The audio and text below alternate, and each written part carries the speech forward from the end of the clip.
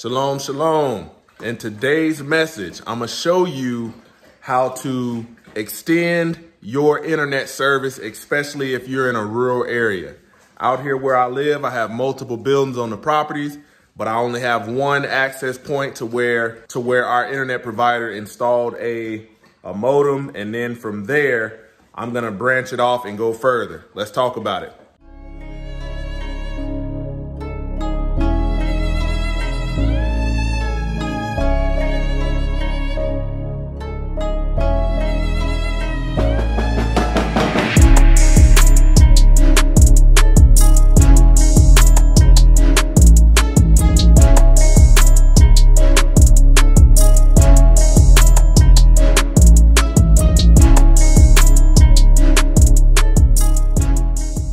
Glory to the Most High, YAH Shalom. Thank you for tuning in to another Righteous Spirit-filled episode.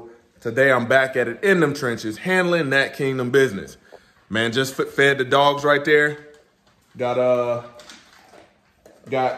Benji, Bella, and then Bruno right here, the white and black one, and then Biggie. Like it when you call me Big Papa. Got Biggie right here.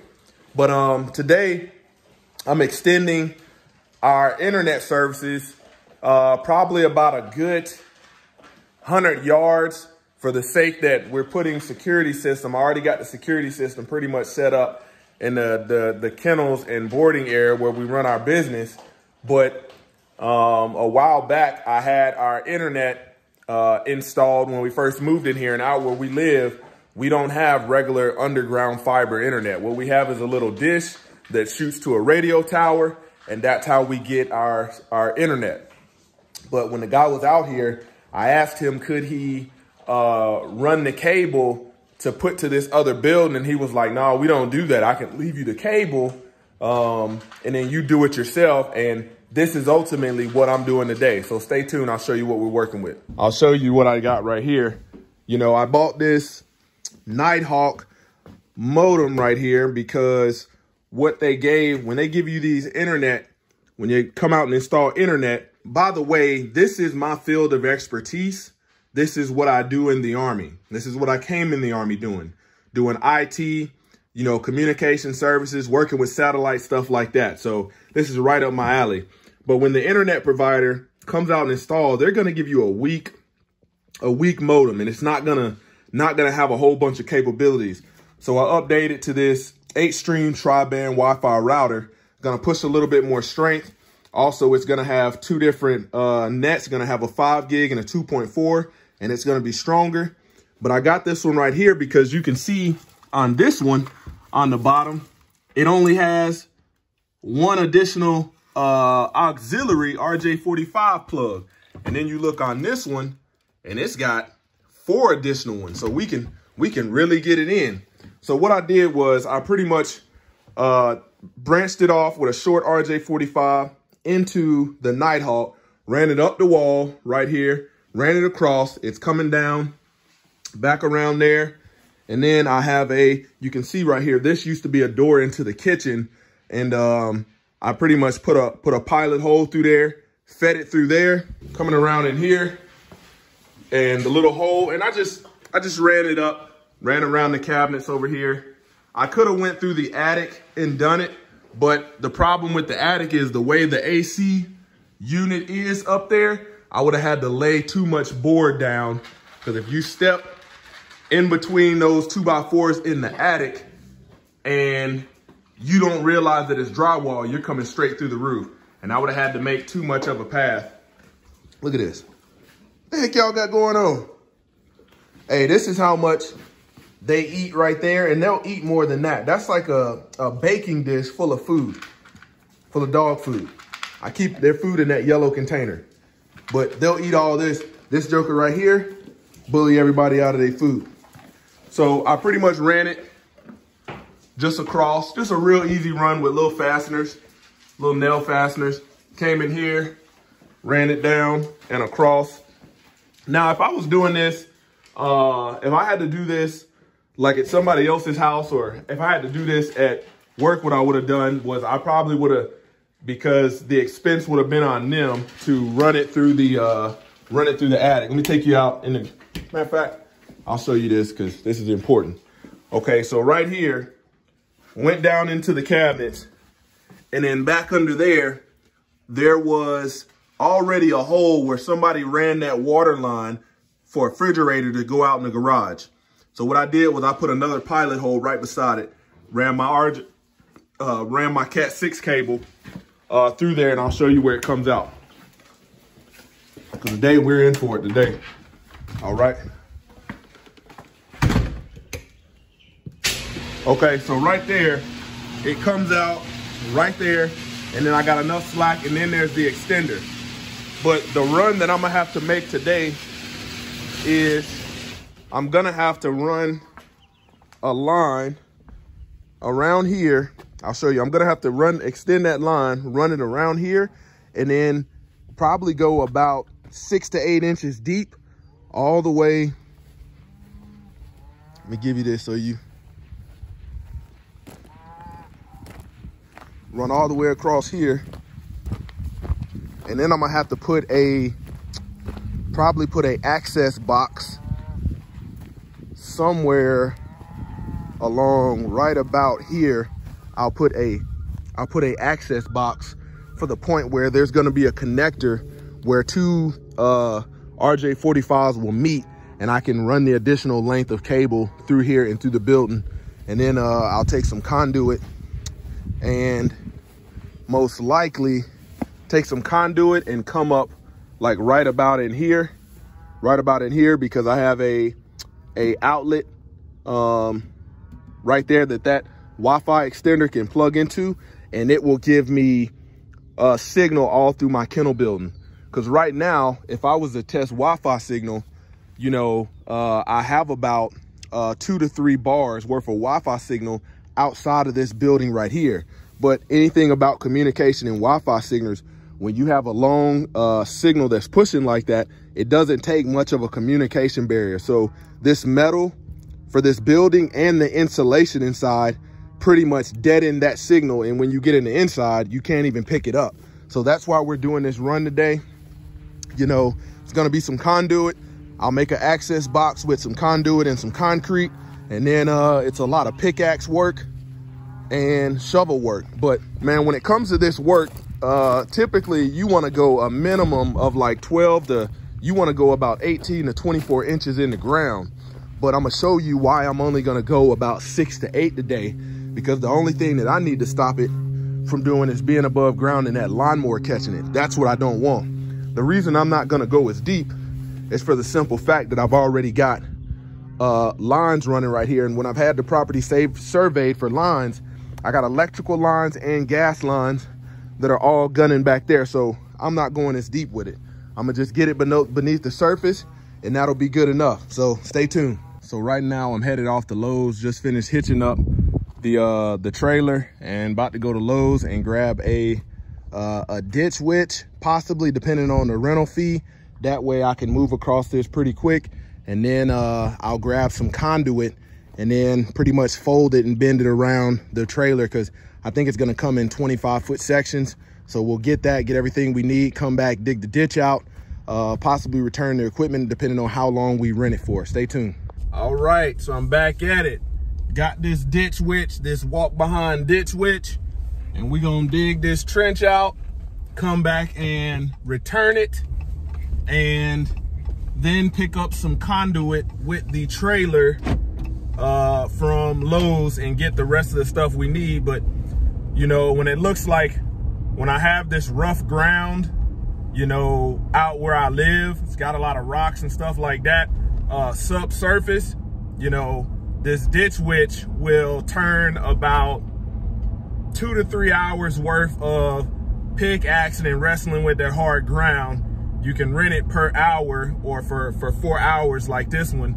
Gives you time to get it done, you know, clean out the hole, and then you'll be able to save yourself some energy. So a lot of people stray away from doing work like this and pay other people, when you can do it yourself a lot cheaper and actually learn a lot in the process. So I got this ditch witch, rented it from a tool rental place, went by Home Depot and they didn't have anything, so went by my other place where I've already borrowed stuff before, And we're gonna head back to the house and we're gonna get after it, dig this ditch, and then get it the way we need to and come back and put that conduit in. Before we bury the wire, we will test it to make sure it works, because that's the last thing you want to do, is to do all this labor as far as burying something electrical or something that carries a signal and pack all that dirt back in there only to find out that it doesn't work.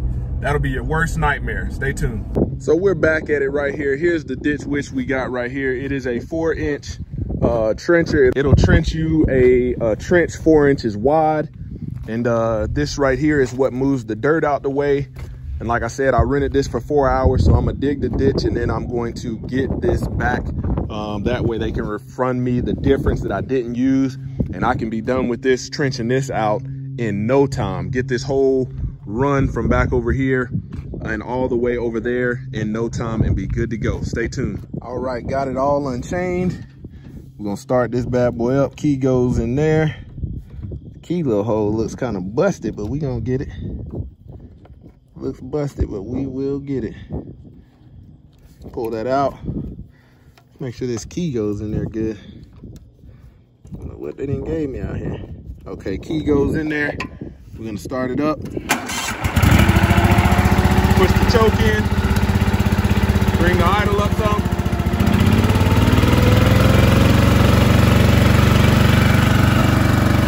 Get this bad boy off. All right, so here we are, right here. Got this whole ditch trenched out. Like I said, didn't go too deep, and that took all of like 20 minutes to do. I'm gonna come back and clean it out with my little orange shovel back there. But got all this done right here. You can see where I had to cross over. I just got to come back and dig all that out, but the trench is already ran. And then same thing over here. I'm gonna run my cable, and then I'm gonna see where I need to put a junction box. That way I can have a connector in there while I'm taking one run of Cat 6 cable that stops, and put a connector and then run it the rest of the way right here. And you can see that, but we got it all the way done all the way to the build, and that was about 15-20 minutes worth of work. Now I'm about to clean off the ditch witch and take it back. That way I can get refunded for the time that I didn't use. If I would have had to do this manually, I probably would have been out here probably about a good three hours minimum, just trying to get it that clean. Like I said, I'll come back and clean all that out, but right now we're good to go. Stay tuned. All right, we all loaded back up. Good to go. Got everything good and secured. Wash the blade off with a water hose. That way they don't charge me a cleaning fee. Let's get on up out of here. All right, so I'm gonna give you guys an update. Pretty much ran the conduit and the line, tested connectivity. Like I said, that's a key step in burying line. You want to test connectivity to make sure everything is good before you bury it. So I'll show you what I did. I got the line ran, just coming up under the corner of the garage, out of the way of the garage door, and then got it fastened up here. I will fasten, look at the little chickens in there. Yeah, we're getting them ready.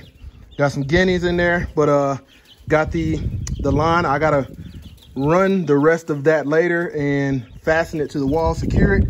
But you can see I got it coming out right behind these pipes. That way I'm gonna put like some guard over it to stop it from when I'm weed eating, stuff like that.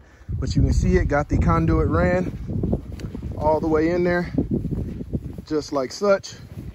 Show you that run. If you were to pay to have this done and somebody's got to trench it, man, you're looking at anywhere from, like, on a low end, if you're finding somebody that's not doesn't do a lot of this, maybe doesn't have the certifications or whatnot to do this, they might charge you about $10 per foot. And then if you have like the electric company or your internet provider, somebody do a run like this, you might be looking at upwards of $20 a foot. And especially when they see this dog sign on the door, they know it's commercial, it's no longer residential, so they're gonna charge the higher end of the scale. So what I put right here was a junction box. I still gotta put some water around this right here, this post, but you can see I have the connector right there. So if I ever have to service it, something goes wrong, you know, this will be a point to where I can service it. The pipe is not going to be concreted in the ground, but this wood post is, I got it fastened on there. Once it's all done, I'll spray paint it with just some spray paint to protect it from the wood. Continue on in the run. Okay, we're going down. And then I got to get some conduit strap to strap it through this. I got a hole right there. I got to put some conduit strap to secure it down. And pretty much that's the entire run right there. Not too hard, not too complicated. I'll show you the inside of the building. Do the math on, like I said, the low end, $10 a foot. And then I got it coming out in a pipe right there. It'll be good to go. And you can see we got a blue light, tested Wi-Fi, got 100% connectivity. The security system that we're using, everything is functional. So I know we're good to bury it. So the worst thing you want to do is to do all this running line and then come to find out you got a connectivity problem. And then you're trying to test both ends with a cable tester, realizing that you got problems. And all this work has to be redone. Countless hours will be spent, but the next step is to water this, put some water on this concrete right here. And then from there, cover the holes back up and we will be good to go. I'll probably hit Lowe's, get some straps for conduit. And that's it, man. Easy job done. But this is right up my line of work, what I do in the Army, doing stuff like this for field exercises, different training exercises, deployment, stuff like this. At my level, I pretty much just manage the project, make sure it gets done. I'm not the one actually out here digging it, you know, at my level. But back in the day, man, I used to get it in with this, you know, get it in, running this cable, making sure everything was up. And when you're doing this for the Army, you got to do this for time. You know, if you get on a site and they're like, hey man, you got a 200-foot run, you backwards plan how long it's going to take you to manually dig that. Like I said, they don't give you no, you're not getting no ditch witch in the Army. Now you're going to have to use a pickaxe and a shovel, an E-tool, you know, and you backwards plan, let them know how long it's probably going to take so that you'll SP prior, sometimes upwards of 6 hours prior to where you got to go. If you got to establish line, you do your run, and then the team comes in, the command team comes up, you got your security while you're running and digging this line. You got a security force around you, and you just getting after it, just nothing but sweat equity. So I wanted to give you guys an update. I'm gonna cover all this conduit in, fill in the dirt, pour some water on that hole. All right, finished product, filled in the trench. We're good to go. Got this bad boy mounted up. Got a weatherproofing plate on the front to stop moisture from getting in there. Spray painted it black with just some spray paint that I had in the house. Secured it on both sides, just 2 wood screws. Got all this insecure, and it'll naturally settle. Grass will grow in it, and we'll be back in business. This is the whole run, going all the way back up over there, and we're good to go. So there you have it. So there you have it, guys. Got this run done right there, and like I said, was able to save probably about half of the cost if I was paying somebody to do it. Like I said, they're going to charge anywhere from $10 a foot residential all the way up to $20 for commercial. This is for commercial use, so they would have charged me along the lines of that. And this would have been a 2-person operation, and that would have been labor times 2 plus cost for experience, the certifications that these guys have, then the equipment. So, and then once you factor all that in, like I said, I was able to get that done for half the price. You know, I just spray painted that thing with just some black spray paint that I had, and we're good to go. And that's what the Most High Yah wants us to do, to labor with these hands. So glory to the Most High Yah. Just wanted to show you guys that project I was working on today. Close to the YAH Ministry, kicking the gun barrel straight.